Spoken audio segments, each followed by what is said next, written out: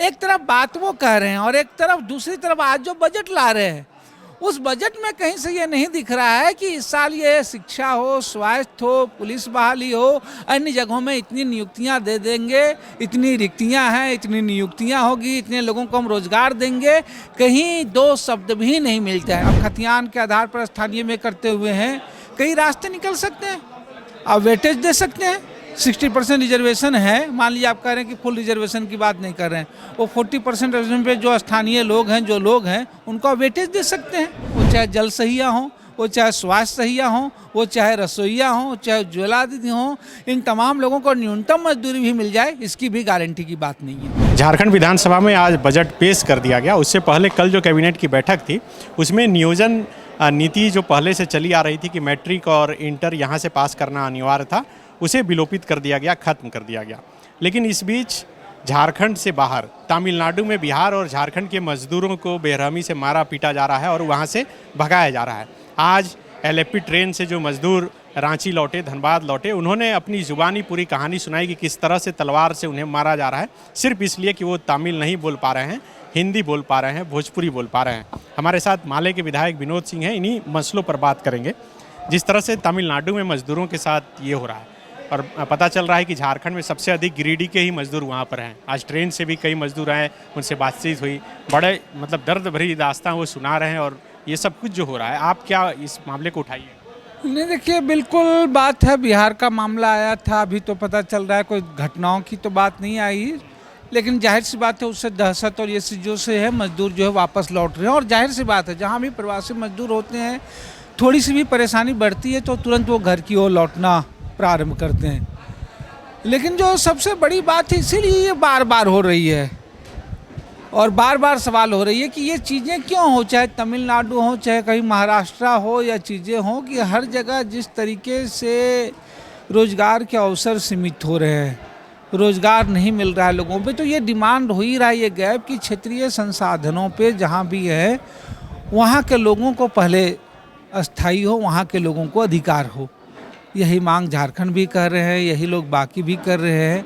तो ये ज़्यादा ज़रूरी है, वो चाहे थर्ड और फोर्थ की नौकरियां हो या निजी क्षेत्र हो, वहाँ स्थानीय लोगों की गारंटी हो और सरकार इस चीज़ों पे किए बगैर आगे नहीं बढ़ सकती है। तो इसी से जुड़ा सवाल, आप बोल रहे हैं कि स्थानीय को नौकरी नहीं मिल रही है, यही वजह है कि वो बाहर जाकर नहीं, हर जगह यही तो मैं बात कर रहा हूँ। वहाँ भी अगर ये मसला आया है, गैप आया है, इसलिए हमने कहा कि सिर्फ राज्यों ही नहीं, पूरे देश के स्तर पर ये पॉलिसी बनाने की ज़रूरत है और संदर्भ में है कि हर जगहों पर जहाँ है, कहाँ संसाधन है, प्राकृतिक संसाधन है, तो वहाँ के स्थानीय हितों को आपको ध्यान में रखते हुए सारी चीज़ें करनी होगी। नहीं तो कई बार ये तनाव और ये परेशानियाँ औद्योगिक क्षेत्रों में आती है और सरकार को खैर इस मामले में तो तुरंत बात करनी चाहिए।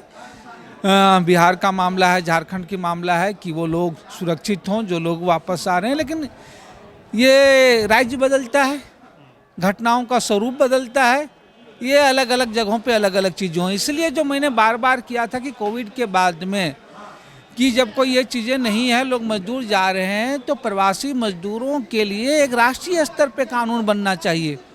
अगर जिन भी परिस्थितियों, जिन जगहों से भी अगर मजदूर अगर किसी दूसरे राज्यों में, शहरों में, इवन दूसरे देशों में काम कर रहे हैं, तो उनके मानवाधिकार, उनके अधिकार घटना दुर्घटना में सुरक्षित रहे, वो केंद्रीय स्तर से उसकी नागरिकता करनी चाहिए। क्योंकि एक राज्य के साथ हर एक राज्य के अपने हित रहते हैं, अपने उनके तनाव रहते हैं, तो महज राज्यों पे इसको छोड़ नहीं दिया जाना चाहिए। केंद्र को हस्तक्षेप करते हुए कि जो प्रवासी मजदूर, किसी भी मजदूर कहाँ किसी क्षेत्र में, असंगठित क्षेत्र में काम कर रहे हैं, उनके हितों के लिए कानून बनाने की ज़रूरत है। दूसरा सवाल वही कि कैबिनेट की बैठक से जो कल कुछ पास हुआ, जो मैट्रिक इंटर वाली बाध्यता जो है वो खत्म कर दी गई, विलोपित कर लिया गया। इसका मतलब ये हुआ कि 2016 से पहले जिस तरह से नियुक्ति हो रही थी वैसे होगी। आप कैसे देखते हैं विनोद सिंह, इसे कैसे? देखिए, कल तो कैबिनेट में कोई फैसला कुछ हुआ नहीं है। हाईकोर्ट ने जो फैसला दिया उसी को सरकार ने जो है उसको नोटिफाई किया है, सच पूछिए तो।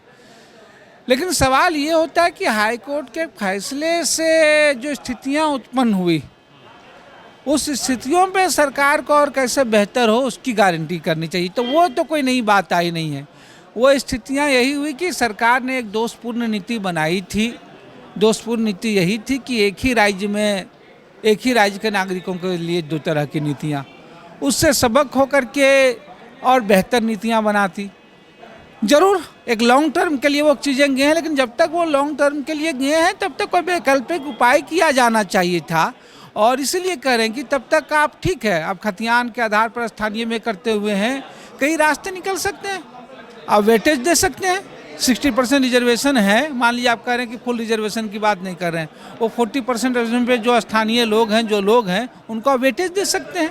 वो तो नहीं ना किया गया सर, वो तो वही 40 में वही कह रहे हैं, रास्ते तो आप कहीं निकाल सकते हैं। लेकिन हम दूसरी बात इससे जो कहना चाहते हैं कि सरकार ने कहा कि अभी हम नई नीति को हम बनाएंगे, बनाने में मुझे समय चाहिए, तब तक लोगों को जो है नौकरियां नियुक्तियां बाधित न हो। एक तरफ बात वो कह रहे हैं और एक तरफ दूसरी तरफ आज जो बजट ला रहे हैं, उस बजट में कहीं से ये नहीं दिख रहा है कि इस साल ये शिक्षा हो, स्वास्थ्य हो, पुलिस बहाली हो, अन्य जगहों में इतनी नियुक्तियां दे देंगे, इतनी रिक्तियां हैं, इतनी नियुक्तियां होगी, इतने लोगों को हम रोजगार देंगे, कहीं दो शब्द भी नहीं मिलता है। इसलिए मैं कह रहा हूँ कि यह जो बजट आया है उसमें सबसे ज़्यादा निराशा अगर लग रही है तो युवाओं को और महिलाओं के लिए, उनके लिए निराशाजनक है। बजट से आप संतुष्ट नहीं?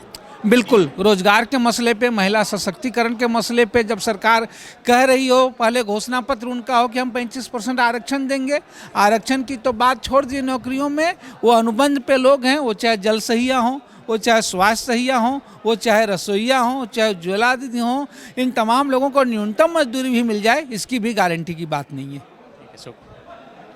TheFollowUp.in. Like, share, and subscribe. www.thefollowup.in